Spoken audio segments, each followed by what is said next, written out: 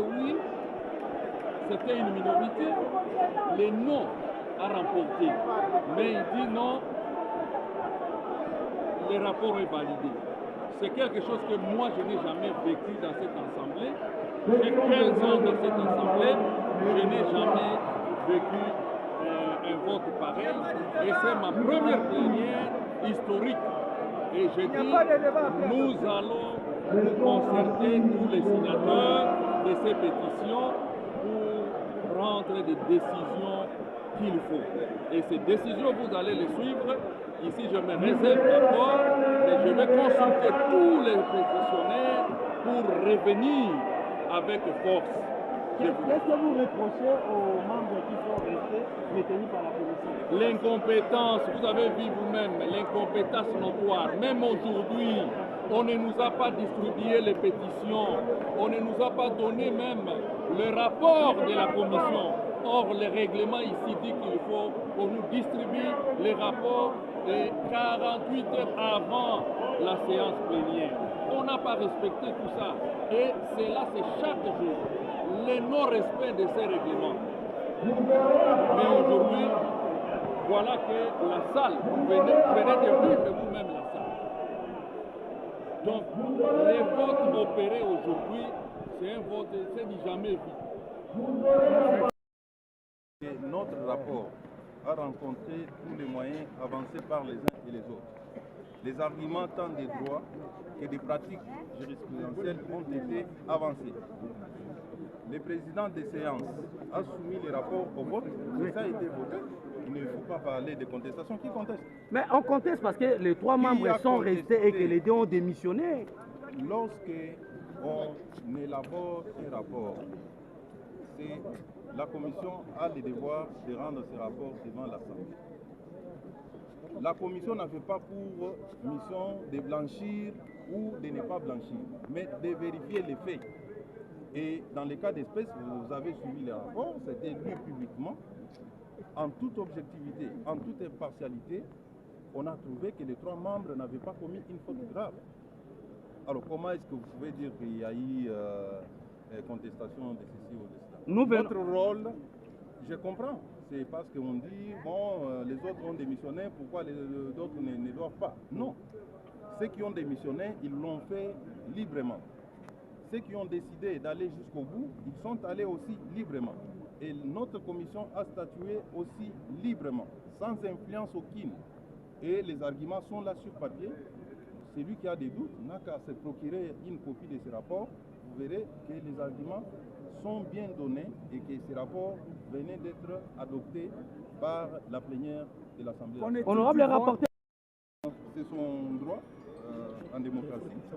Il peut continuer à faire pression, mais si les pressions ne sont pas fondées sur des faits avérés, pourquoi vous voulez que les gens acceptent ça? Puisqu'on sait faire pression, c'est pas ça la démocratie. Merci beaucoup.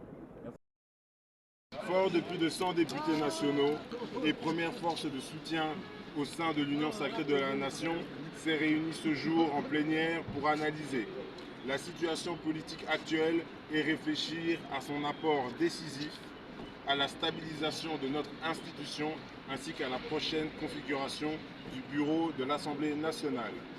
Avant toute chose, notre réseau tient à réaffirmer son soutien à son Excellence Monsieur le Président de la République, chef de l'État, Félix Antoine Tshisekedi Tshilombo.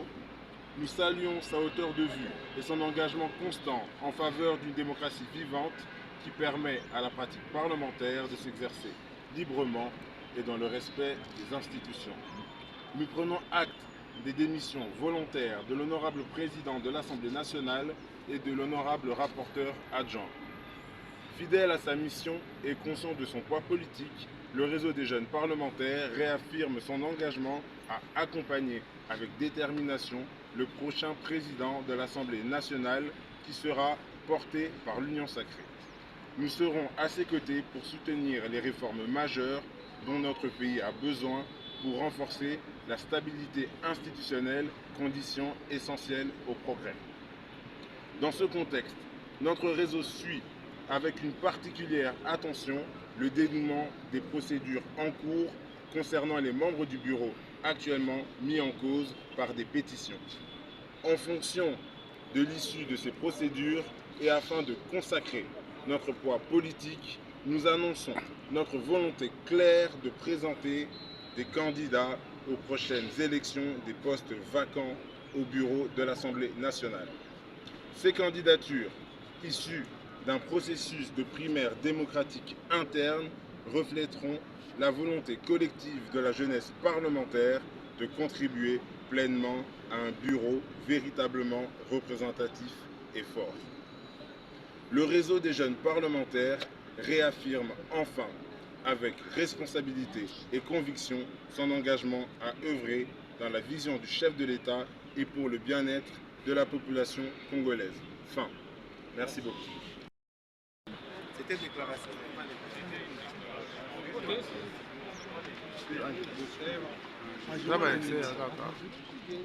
C'est bon.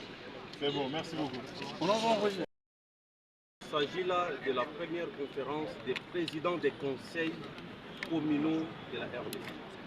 Nous en avons au total 114 sur l'ensemble de l'ancienne province. Et qui sont membres de cette conférence? C'est d'abord nous, les membres de la coordination nationale politique des conseillers communaux, les présidents des conseils, les coordonnateurs provinciaux et tous les collèges de conseillers présents à Kinshasa participent à cette première conférence des présidents des conseils communaux. Nous avons axé cette conférence sous un thème « Ensemble faisons du développement local et de la gouvernance sécuritaire notre priorité ». Et pour ce faire, nous avons analysé les questions majeures liées à ces thématiques. Comment nous pouvons sécuriser nos communes, sécuriser nos populations au moment où les VPM de l'intérieur se promènent jour et nuit pour expliquer les tests locaux sur la mise en place des comités provinciaux de sécurité. Mais dans nos communes, nous constatons les silences. Aucun bourgmestre n'a appelé à une réunion pour évaluer les questions sécuritaires dans le cadre de la mise en place des comités locaux de sécurité. Et d'autre côté, nous voulons la question du développement. Le chef de l'État a mis l'accent sur le développement de son entrée au pouvoir avec les projets PDL 145 territoires, mais nous constatons qu'au niveau de nos communes, les bourgmestres ne présentent même pas les budgets à l'autorité budgétaire qui est le conseil communal. Comment on peut développer une commune s'il n'y a pas de planification? Il n'y a pas de plan d'aménagement de nos communes. Donc, bref, il n'y a pas de collaboration entre les conseillers communaux élus légitimes du peuple et les bourgmestres des communes. Ça handicape alors le développement au niveau de la base. Pour ce faire, les conseillers communaux, nous sommes en train de réfléchir. Nous avons commencé aujourd'hui, nous allons clôturer demain et nous allons présenter à la presse les résolutions qui seront faites. Qu'est-ce qui est à la base de cette infophonie au niveau de la gestion des organes délibérants? D'abord, c'est l'absence des élections de bourgmestre, dont nous appelons de vivre au gouvernement de financer la CENI pour que ces élections soient organisées. Si le gouvernement n'a pas les moyens pour que la CENI l'organise, les conférenciers suggèrent à ce qu'il y ait voté une loi d'exception autorisant au bureau des conseils communaux d'organiser les élections de bourgmestre comme ils l'ont fait avec le membre du bureau définitif. Et le troisième point, et le point qui est imminemment politique, il s'agit des soutiens aux actions du chef de l'État. Nous sommes les plus proches de notre population. Nous sommes les élus proches de notre peuple. Et nous avons constaté que le président de la République fait beaucoup d'actions, mais plusieurs actions ne sont pas relayées au niveau de la population. Je peux citer les bateaux de pêche. Beaucoup d'entre nous n'ont jamais vu les bateaux de pêche. Ils l'ont vu que sous le mandat de Félix Tshisekedi.